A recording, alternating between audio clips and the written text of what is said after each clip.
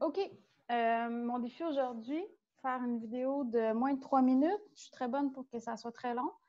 Donc, on va faire ça rapidement. Premièrement, je vais juste copier-coller le tableau avec les données fictives, c'est pas les bonnes données, de l'expérience 2A. L'objectif, c'est de vous montrer comment faire un nuage de points sur Excel. Ensuite, j'ai mis le titre copier-coller aussi parce que je vais pouvoir m'en servir. Donc, le temps est en minutes. Je vais venir ici puis je vais faire insérer une nouvelle colonne. Ah, je vais la mettre de l'autre côté. Pour mettre du temps en secondes pour mon tableau. Comme ça. Donc, pour faire mon temps en secondes, je vais faire égal. Ça veut dire insérer une nouvelle formule. Je vais prendre cette cellule-là, puis je vais lui faire fois 60 secondes. Et là, je vais sélectionner ma cellule. Je vais aller dans le petit plus en dessous, descendre. Et j'ai tout mon temps en secondes qui vient de s'afficher. Ensuite, je vais sélectionner cette cellule-ci. Le tableau comme ça ici. Je vais faire insérer.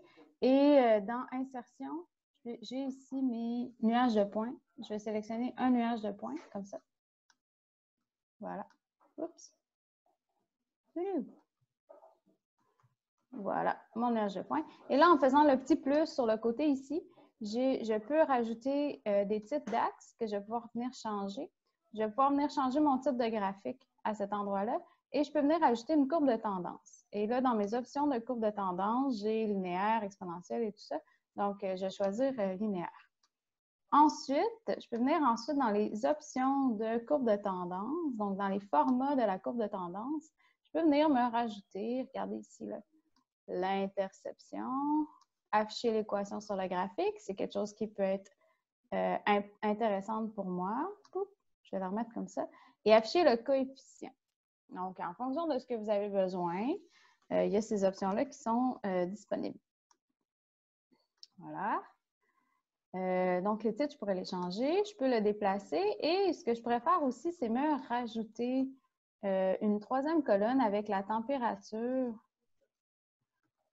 de ma deuxième substance. Donc là, je pourrais dire température de la substance 1, température de la substance 2.